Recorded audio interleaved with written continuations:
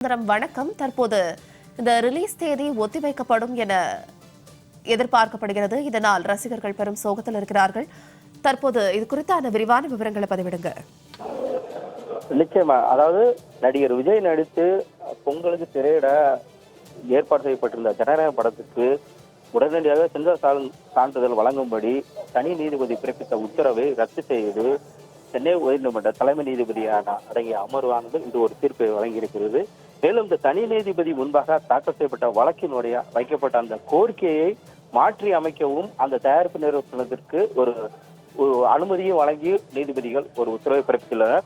அதாவது இந்த வழக்கு தொடர்பாக தலைமை நீதிபதி எம்.எம். ஸ்ரீவத்சவா மற்றும் நீதிபதி அருள்மொழி அடங்கிய இந்த வழக்கானது நீண்ட நாள விசாரணை வந்தபோது சென்சார் போர்டு தரப்பில் ஆஜரான அந்த வழக்கறிஞர் படத்தை மறு ஆய்வுக்கு அனுப்ப சென்சார் போர்டு தரப்பு முடிவு செய்து குறிப்பிட்ட பட நிறுவனத்திற்கு ஏற்கனவே கடந்த ஜனவரி 5ஆம் தேதி தகவல் தெரிவிக்கப்பட்டது என்றும் 6ஆம் தேதி சான்று கோரி பட நிறுவனம் தரப்பு சென்னை உயர்நீதிமன்றத்தில் வழக்கு தாக்கல் செய்யப்பட்டது என்றும் வழக்கு தொடர்பாக பதில் மனு தாக்கல் செய்ய அவகாசம் வழங்காமலே மறு ஆய்வுக்குழு அனுப்பிய உத்தரவை எதிர்த்து வழக்கு தாக்கல் செய்யாத நிலையில் மறு ஆய்வுக்குழுவுக்கு அனுப்பிய உத்தரவை அந்த தனி நீதிபதி அந்த உத்தரவை ரத்து செய்து உத்தரவிட்டார் என்பது குறித்து தலைமை நீதிபதி முன்பாக அந்த சென்சார் போர்டு தரப்பிலான வழக்கறிஞர் ஒரு வாதங்களை முன்வைத்தார். மேலும் இந்த படத்தில் 14 காட்சிகளை நீக்க வேண்டும் எனவும் அதன் பின் படத்தை மீண்டும் பார்த்து முடிவெடுக்கப்படும் எனவும் தெரிவிக்கப்பட்டிருந்தது.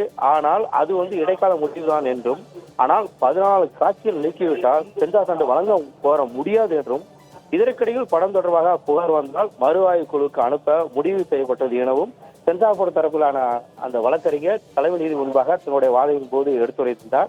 மேலும் படத்தை பார்த்து ஆய்வு செய்து ஆலோசனை வழங்கவும் அந்த குழுவுக்கு ஏற்கனவே உரிமை உள்ளது என்றும், அந்த குழுதான் படத்தை பார்த்து பரிந்துரை மட்டுமே வழங்க முடியும் என்றும், படத்துக்கு சான்றிதழ் வழங்குவது குறித்து சென்சார் போர்டு தான் இறுதி முடிவு எடுக்கும் என்று அந்த முன்னால் நடைபெற்ற அந்த வாதங்கள் போது எடுத்துரைக்கப்பட்டது.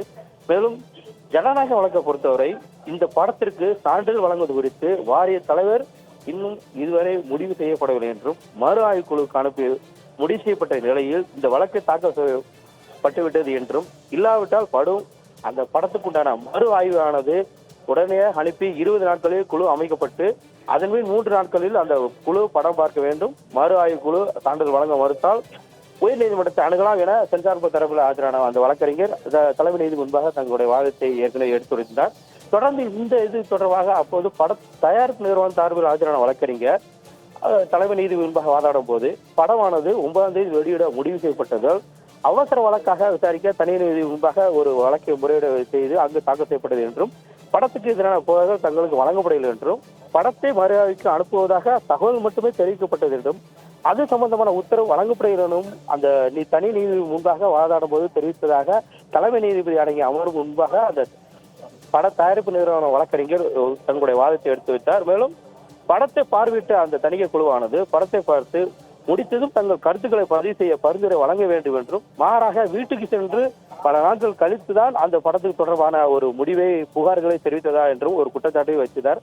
மேலும் இந்த அவர்கள் அதாவது தணிக்கை வாரியம் குறிப்பிட்டபடி அந்த காட்சிகளை நீக்கிவிட்டோம் என்றும், ஆனால் அந்த படத்தை பாராமலே இவர்கள் படத்துக்கு தணிக்கை சான்றிதழ் வழங்கவில்லை என்றும் தங்களுடைய குற்றச்சாட்டையும் தலைமை நீதி முன்பாக தங்களுடைய வாதித்து வைத்தார். மேலும் தனி நீதிபதி உத்தரவு பிறப்பித்த அன்றே மேல்முறை வழக்கை தணிக்கை வாரியம் தரப்பில் சென்னை உயர்நீதிமன்றத்தில் தாக்கல் செய்யப்பட்டது என்றும் தங்களுடைய வாதத்தில் தெரிவித்தார். மேலும் இது தொடர்பாக உச்சநீதிமன்றத்தை நாடிய போது அங்கிருந்து உச்சநீதிமன்ற நீதிபதிகள் மீண்டும் இந்த வழக்கை உயர்நீதிமன்றம் விசாரிக்க என்றும், அவர்கள் தெரிவிக்கக்கூடிய அந்த தீர்ப்பை அவர்கள் விசாரித்து அவர்கள் வழங்கக்கூடிய தீர்ப்பில் இந்த படம் தொடர்பாக எல்லா வழக்குகளும் அவங்களே விசாரிப்பது என்று ஏற்கனவே உச்சநீதிமன்றமானது மீண்டும் உயர்நீதிமன்றத்துக்கே அந்த வழக்கு தொடர்பான இதெல்லாம் அனுப்பிவிட்டதால் இன்று தலைமை நீதிபதி முன்பாக விசாரணை நடைபெற்று இருதரப்பு வாதங்களும் முடிந்து கடந்த ஜனவரி 20ஆம் தேதி அனைத்து தரப்பு வாதங்களும் முடிந்த நிலையில் தலைமை நீதிபதி இந்த வழக்கில் தீர்ப்பு விரைவில் அறிவிக்கப்படும் என்று அவர் தெரிவித்திருந்தார்.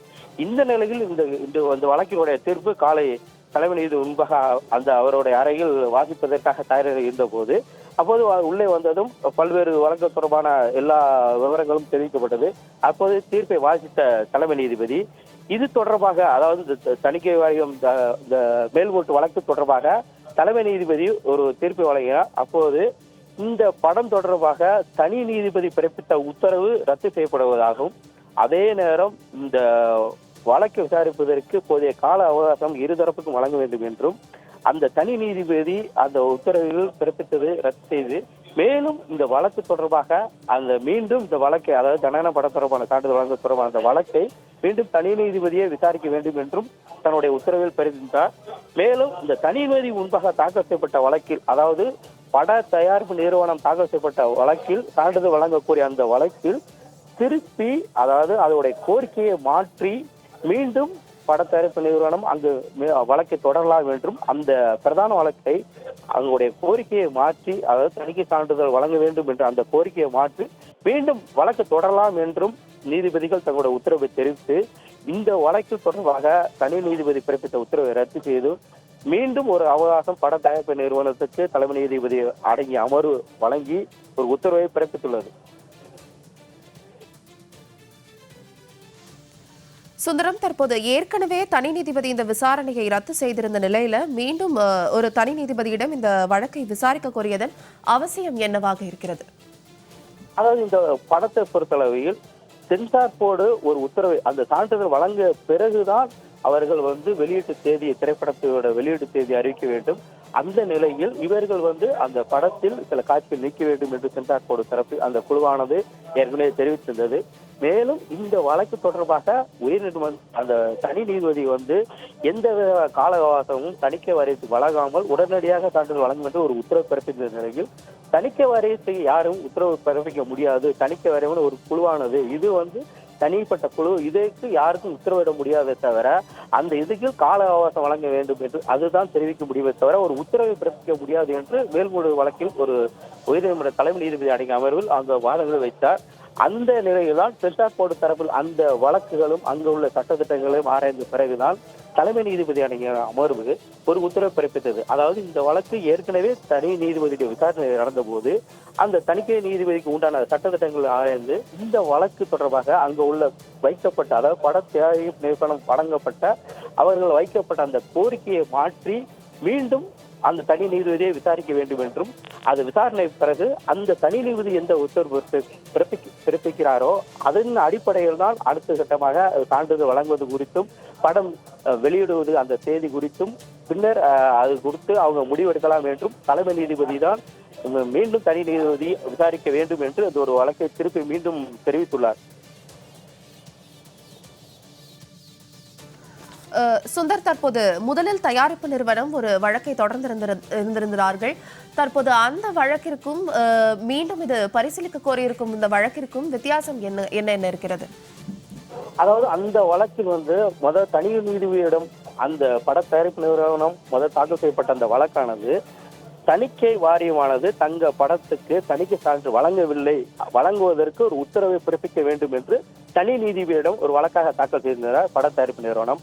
ஆனால் அந்த பட தயாரிப்பு நிறுவனமானது சான்றிதழ் வழங்குவதற்கு தலைமை நீதிபதிகளோ ஏதோ உயர் நீதிமன்றமோ எதுவுமே தலையிட முடியாது. தணிக்கை வாரியம் ஒரு தனி அமைப்பானது, அது எந்த ஒரு சட்டங்களுக்கும் அவங்களுக்கு என்று தனி சட்டம் உள்ளது. ஆகவே அந்த தணிக்கை வாரியத்திற்கு கால அவகாசமும் சான்றிதழ் வழங்குவதற்கு உத்தரவும் பிறப்பிக்க முடியாது என்பது ஒரு சட்டமாக உள்ளது. ஆகவே அந்த சட்டத்திட்டத்துக்கு உட்பட்டு தலைமை நீதிபதி அடங்கிய அமர்வு தான் இந்த தனி நீதிபதி உத்தரவு வழங்கியதை எதிர்த்து சென்சார் போர்டு வழங்கிய அந்த மேல்முறையீட்டு வழக்கில் ஒரு உத்தரவை பிறப்பித்துள்ளார். அதில் அவர் குறிப்பிட்டுள்ளது என்றால், தனி நீதிபதி தணிக்கை வாரியத்துக்கு கால அவகாசம் வழங்காமலும் உடனடியாக சான்றிதழ் வழங்க கூறியது ஏற்க முடியாது என்றும், இந்த தணிக்கை வாரியத்துக்கு உண்டான அந்த சட்டத்திட்டங்கள் ஆராய்ந்து பார்க்கும்போது அவர்களுக்கு ஏற்கனவே தணிக்கை வாரியம் பணி அமைப்பாக இருக்கிறது, அவர்களுக்கு சில கட்டுப்பாடுகள் இருக்கிறது. அதன் அடிப்படையில் தான் படத்தை ஆராய்ந்து அந்த குழுவானது ஒரு அமைப்பை ஏற்படுத்தி மறு ஆய்வு செய்து அதன் பிறகே அது படத்திற்கான சான்றிதழ் வழங்கப்படுவார்கள். அதன் பிறகே படத்திற்கான ரிலீஸ் தேதி அறிவிக்கப்படும். ஆனால் இவர்கள் படத்திற்கான அந்த சான்றிதழை வழங்காத போது எப்படி அந்த ரிலீஸ் தேதி அறிவித்தார்கள் என்பது அந்த சென்சார் போர்டு தரப்பிற்கும் நீதிமன்றத்தில் அந்த கேள்வி எழுப்பப்பட்டது. இதன் அடிப்படையில் தான் தற்போது அந்த தனி நீதிபதி அந்த பிறப்பித்த உத்தரவிலிருந்து அவர்கள் முன்பு தாக்கல் செய்யப்பட்ட அந்த வழக்கிலிருந்து அந்த உத்தரவிலிருந்து மாற்றி மீண்டும் ஒரு கோரிக்கையை வைத்து தனி நீதிபதியிடமே நீங்கள் ஒரு வழக்கை தாக்கல் செய்து அங்கு மீண்டுமே வாதம் முடிவு செய்து அதன் பிறகே அங்கு ஒரு தீர்ப்பு வழங்கப்படும்.